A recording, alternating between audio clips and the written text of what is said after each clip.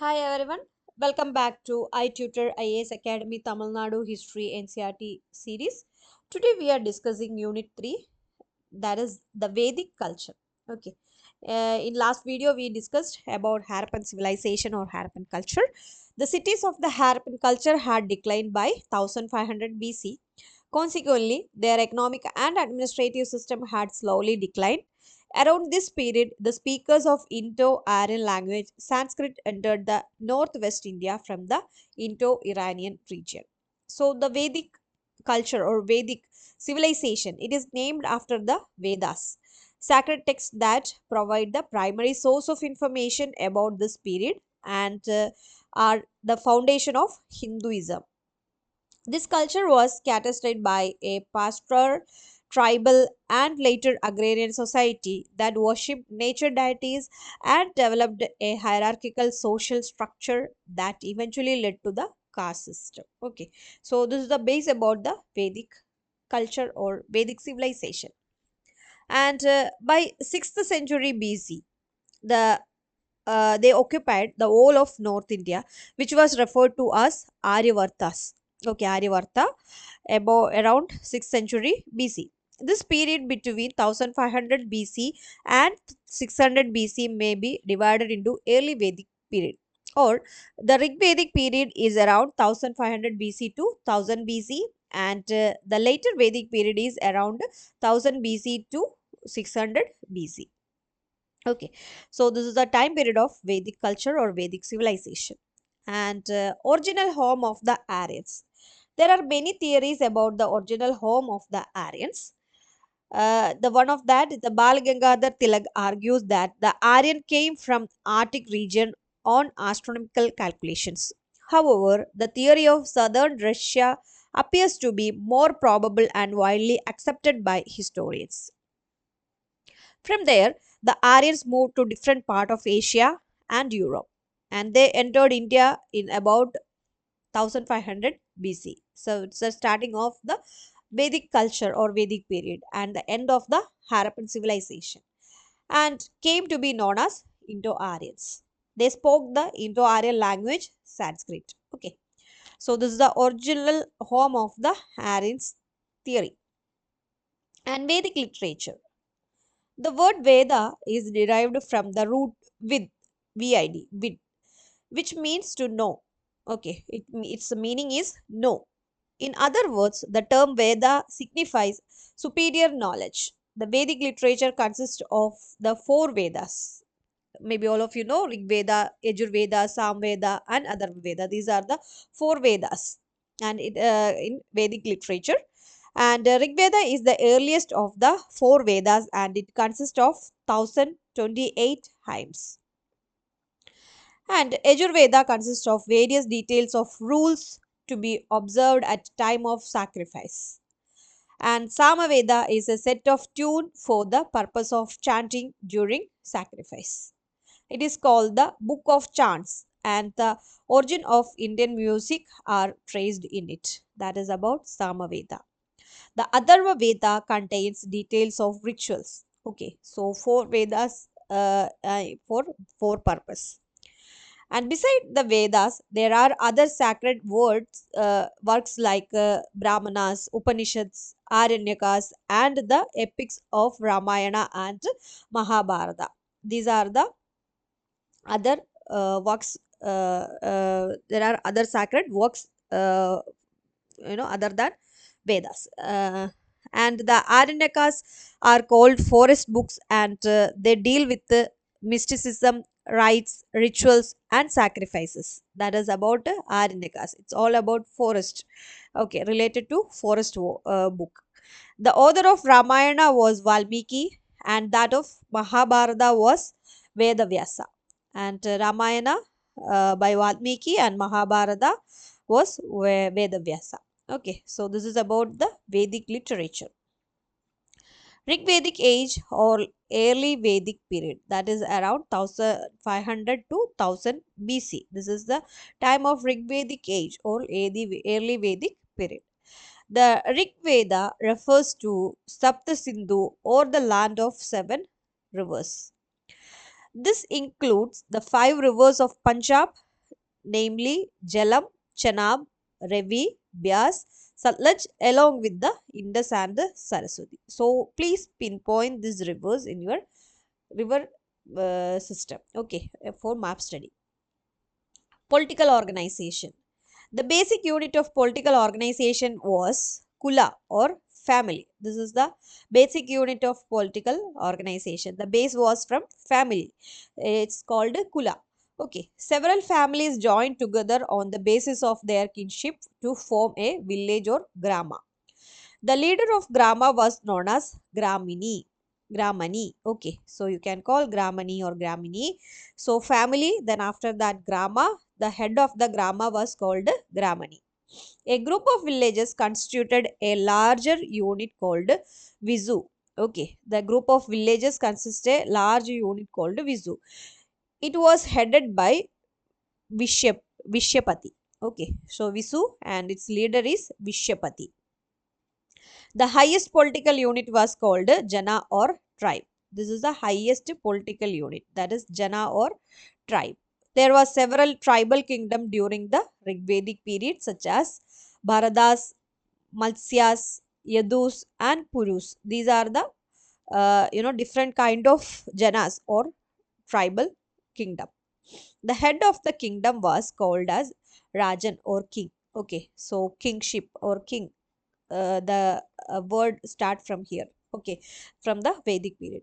The Rigvedic polity was normally monarchical and the succession was hereditary. The king was assisted by Purohita or priest and Senani or commander of the army in his administration. So there were two popular bodies called the Sabha and Samiti, and the former seems to have been a council of elders and the latter a general assembly of the entire people. So this is about the political organization of Vedic time. It is in the time of Rigveda or early Vedic time. Okay, so this is a um, uh, you know political organization structure of this time. And next is economic condition. What about the economic condition of Rigvedic age or early Vedic time? The Rigvedic Aryans were pastoral people and their main occupation was cattle rearing. So their wealth was estimated in terms of their cattle. So main occupation was cattle rearing. So the wealth was estimated in terms of cattle. And when they permanently settled in North India, they began to practice agriculture also. So agriculture and pastoralism was the main occupation. Trade was another important economic activity and rivers served as important means of transport. Trade was conducted on barter system.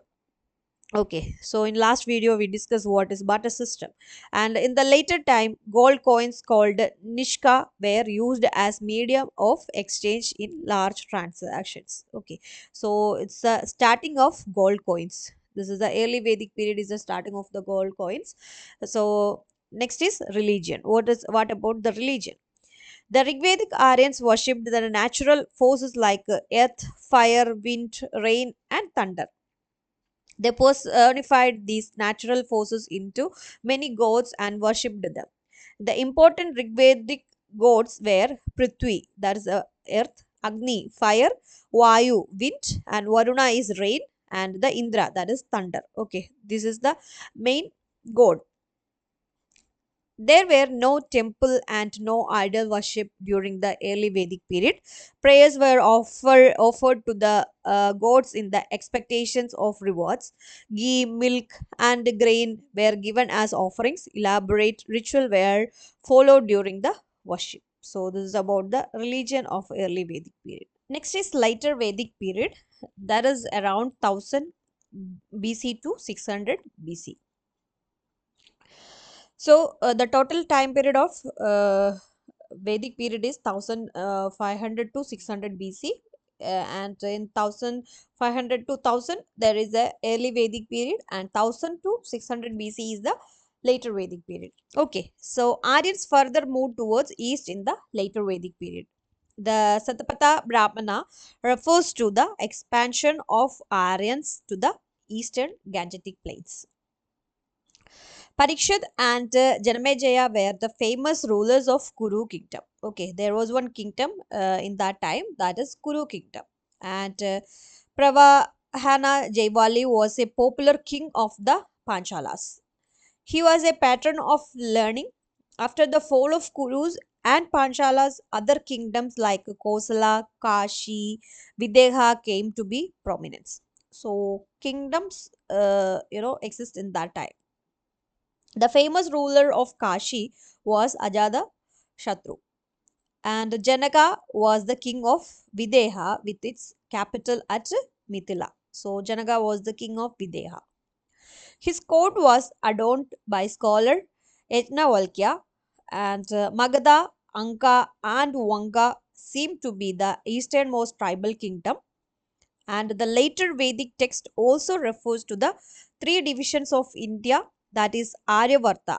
Aryavarta is northern India, Madhya Desha is the central India, and Dakshinapada, that is in southern India. So this is the three divisions. Okay, in later Vedic text, that is Aryavarta, Madhya Desha, and Dakshinapada. Political organization. So what about the political organization in later Vedic period? Many jana or tribes were amalgamated to form janapadas or rashtras in later Vedic period. Hence, the royal power had increased along with the increase in the size of kingdom. The king performed various rituals and sacrifices to strengthen his position. They include Rajasuya, that is consecration ceremony, and Ashwamedha, horse sacrifice, and Vajpaya, that is chariot race.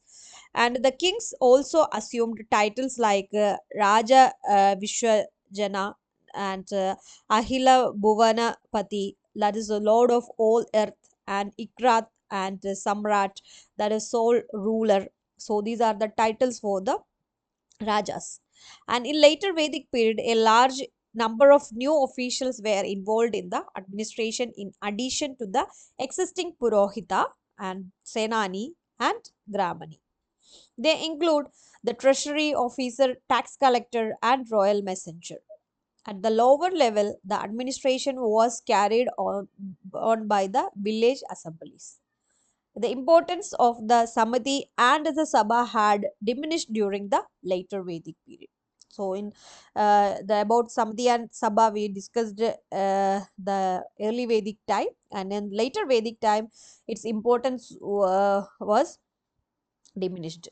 And economic condition. What about the economic condition? Iron was used extensively in this period, and this enabled the people to clear forest and to bring more and more land under cultivation, because iron was used extensively. Agriculture became the chief occupation, and improved type of implements were used for cultivation. Besides barley, rice, wheat were grown, and knowledge of manure was another improvement. Okay, so knowledge of manure was another improvement of this time, and metalwork, leatherwork, carpentry, and pottery made great progress. In addition to internal trade, foreign trade became extensive. The later Vedic people were familiar with the sea, and they traded with countries like Babylon. A class of hereditary merchants, that is Vania, it's called merchants called Vania, came into existence. There some words are similar, it's a Sanskrit words, that's why. And Vaishyas also carried on trade and commerce. They organized themselves into guilds known as ganas, ganas. And besides Nishka of the Rigvedic period, gold and silver coins like Satamana and Krishnala were used as medium of exchange. So in early Vedic, we discussed about gold coins. Now there is silver coins also, and it's called it's like Satamana and Krishnala were used as a medium of exchange. Okay, so next is social life. The four division of society, that is Brahmins, Kshatriya, Vaishya, and Shudras, or the Varna system, was thoroughly established during this time. Okay, and later Vedic period, the two higher classes, that is Brahmana and Kshatriya, enjoyed privileges that were denied to the Vaishya and Sudra. A Brahmin occupied a higher position than a Kshatriya, but sometimes Kshatriyas claimed a higher status over the Brahmins. So many subcastes on the basis of their occupation appeared in this period. So caste system started from this Vedic time. So in the family, the power of the father increased during the later Vedic period. There was no improvement in the status of women. They were still considered inferior and subordinate to men. And women also lost their political rights of attending assemblies. Child marriage had become common. According to the Aitreya Brahmana, a daughter has been described as source of misery. However, the woman in the royal household enjoyed certain privileges. So this is about the social life of later Vedic period. Okay, not early, it's a later Vedic. And religion, gods of the early Vedic period like Indra and Agni lost their importance. Prajapati, that is the creator, Vishnu, the protector, and Rudra, the destroyer, became prominent during the later Vedic period. So, religion also, the gods also changes in this time, and sacrifices were still important, and the rituals connected with them became more elaborate. The importance of prayers declined, and that of sacrifices increased. Priesthood became a profession and a hereditary one. The formula for sacrifices were invented and elaborated by the priestly class. Therefore, towards the end of this period, there was a strong reaction against priestly domination and against sacrifices and rituals. The rise of Buddhism and Jainism was the direct result of this elaborated sacrifices. Okay, Jainism and Buddhism entered in the society through this. Also, the authors of the Upanishads, which is the essence of Hindu philosophy, turned away from the useless rituals and insisted on true knowledge. That is jnana. Okay, knowledge, Sanskrit word is jnana, for peace and salvation. So it's all about Vedic culture in this unit. So so far we have discussed the Vedic literature such as the four Vedas and the Brahmanas and other later Vedic literature, and the Rigvedic polity, society, economy, religious life of the Vedic people, the changes during the later Vedic period in the sphere of polity and society, the increasing rites and rituals in the religious life of the later Vedic people, right? So here is a question for you. So give a brief account of the socio-economic life of the Rigvedic Aryans. Okay, so it's around 150 word question. Try to answer this. And next question is, assess the political and social condition during the later Vedic period. Okay, so this is you can write it on the 250 word question. Okay, so this is the two question from this unit. It will help you for your mains examination. So today we end here with this question. For more content, do like, share and subscribe our channel. Thank you so much.